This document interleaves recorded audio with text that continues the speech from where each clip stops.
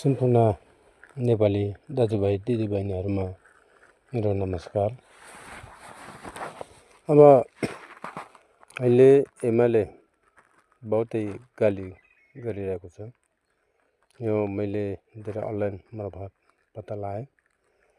तर एमाले जो 35-36 वर्ष अगाडिदेखि सरकारमा छ, धेर थोर ऊ एकलौटी 35-36 वर्षसम्म ऊ सरकारमा बस्न सकेन र अरू पनि त्यसमा छिटफुट माओवादी कांग्रेसहरु पनि छ र एमालेको कार्यकालमा कति रोडहरु बन्यो, कति खानेपानी बन्यो, कति सरकारी भवनहरु बन्यो, कति गरिब जनताहरुले सेवा सुविधा पायो, यो चाहिँ मूल्याङ्कन गरेको छैन।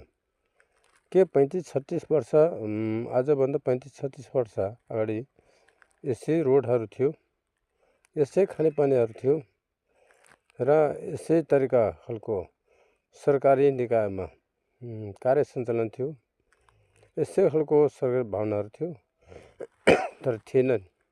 जसले गर्दा एमालेले आफ्नो गाउँ आफै बनाऊ मार्फत धेरै विकास गर्यो र जनताहरुलाई धेरै सेवा सुविधा दियो र वृद्धभत्ता एमालेकै मनमोहन अधिकारी पालादेखि सुरुवात भयो। अनि वृद्धभत्ताको सुरुवात भयो र वृद्धहरूले भत्ता पाइरहेको छ। अनि अपङ्गहरूले विधवाहरूले पाइरहेको छ। यी सारा एमालेको एउटा परिणाम हो, एमालेले खुवाएको परिणाम हो र नेपालमा बढी कर्मचारीहरू एमालेले नै चाहिँ नियुक्ति गरेकाहरू छन्, अस्थायी र एमाले भनेको हाम्रो बुवा हो, हाम्रो आमा हो।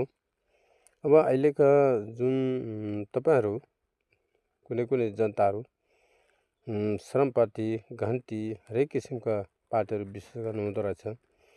तर तपाईहरु सोध्नुहोस्,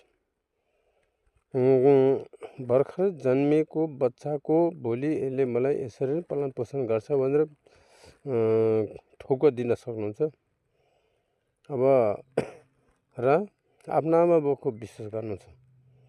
आमा बुवाले त जोस् जन्म केही सम्पत्ति कमाइदिन नसके पनि जन्माउनु भयो, हुर्काउनु भयो, त्यसमा हामीले ठुलो गौरव मान्नुपर्छ। त्यसैले आमा बुवा भनेको आमा बुवा हो, आमा बुवाप्रति विश्वास गर्नु, भरोसा गर्नु